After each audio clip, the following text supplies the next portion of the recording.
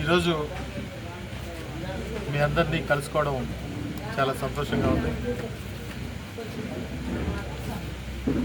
మీ ద్వారా ఈ నియోజకవర్గ ప్రజలందరికీ కూడా తెలియజేసేది, ఈ 50 రోజులు అంటే కౌంటింగ్ 4వ తారీఖు కౌంటింగ్ అయింది. ఈ 55 రోజులు పరిపాలనలో తెలుగుదేశం పార్టీ కూటమి ప్రభుత్వం అన్నీ కూడా అబద్ధపు వాగ్దానాలు చేసి ప్రజలందరినీ కూడా తప్పుదోవ పట్టించి అన్ని కార్యక్రమాలు కూడా చేస్తాం, అన్నీ అమలు చేస్తాం అని చెప్పి ఈరోజు ఎక్కడా కూడా వాటిని అమలు చేసేటందుకు అధ్యయనం చేస్తూ ఉన్నాం, వెరిఫికేషన్ చేస్తూ ఉన్నాం అని చెప్తా ఉన్నారే తప్ప ఎక్కడా కూడా ఈ కార్యక్రమాలు వాళ్ళు ఏదైతే సూపర్ 6 పేరుతో ప్రజలందరికీ వాగ్దానాలు చేశారో ఆ వాగ్దానాలు ఎక్కడ కూడా అమలు చేసే దిశగా ఎక్కడ కనిపించట్లేదు.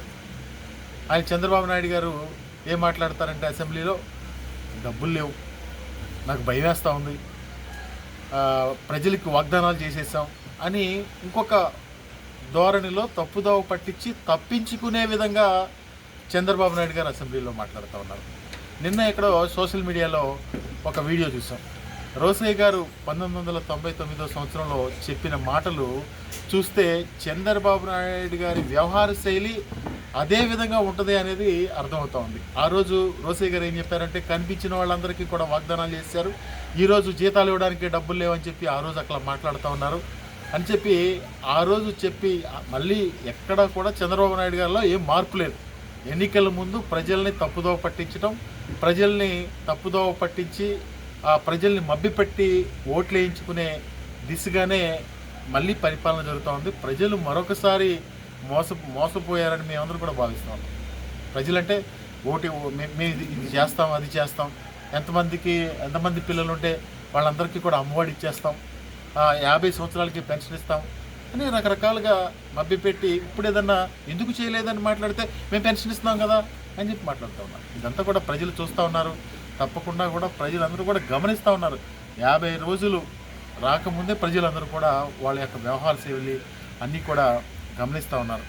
వీటిలన్నిటినీ తప్పుదోవ పట్టించడం కోసం రకరకాలుగా ప్రజల మీద దాడులు చేయడం, హత్యలు చేయడం, ఏవో రకరకాల కార్యక్రమాలు చేసి వాళ్ళ కక్షపూరితమైనటువంటి ప్రవర్తనే కనపడతా ఉంది.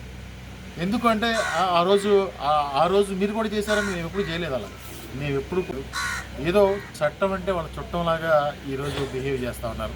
ఇదంతా కూడా రాష్ట్ర ప్రజలందరూ కూడా గమనిస్తూ ఉన్నారు.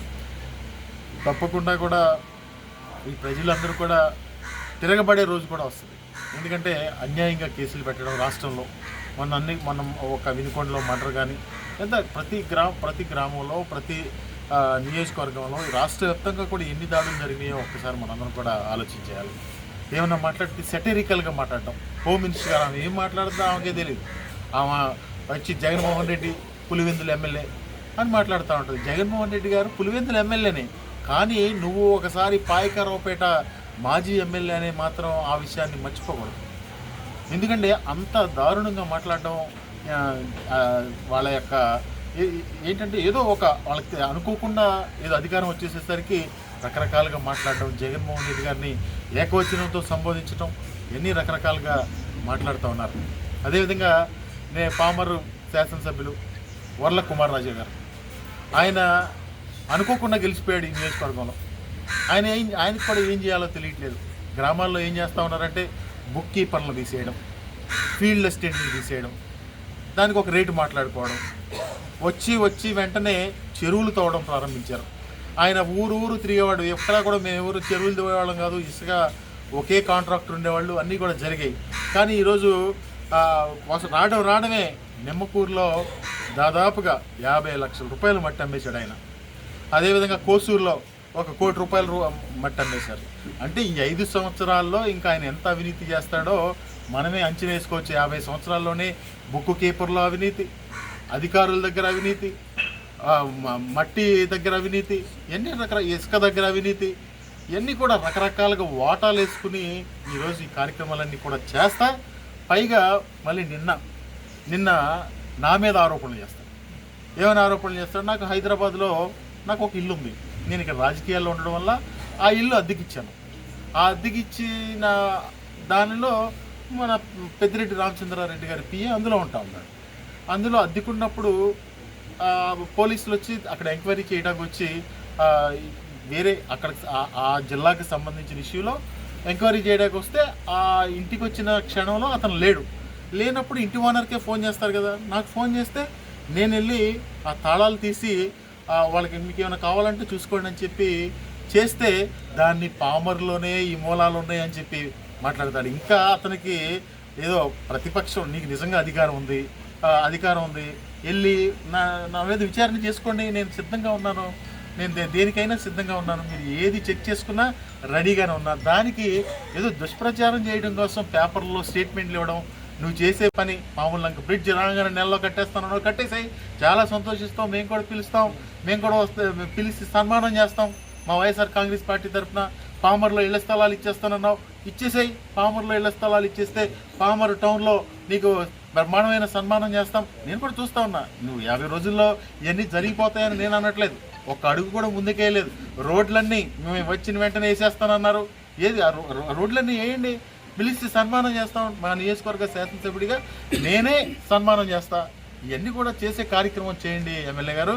మీరు బుక్ కీపర్లని చిన్న వాళ్ళని తీసేయడం, ఏదో ఉపాధి హామీలో వాళ్ళని తీసేయడం, లేకపోతే మళ్ళీ పాత స్టైల్లో ఊరూరా తిరిగి పామర్ ఎమ్మెల్యే అప్పుడు కైలా అనిల్ కుమార్ అవినీతి చేశాడని మాట్లాడారు. మళ్ళీ ఇంకా అదే ధోరణిలోకి మీరు వస్తే మీరు చేసేది ఏంటో చూడండి.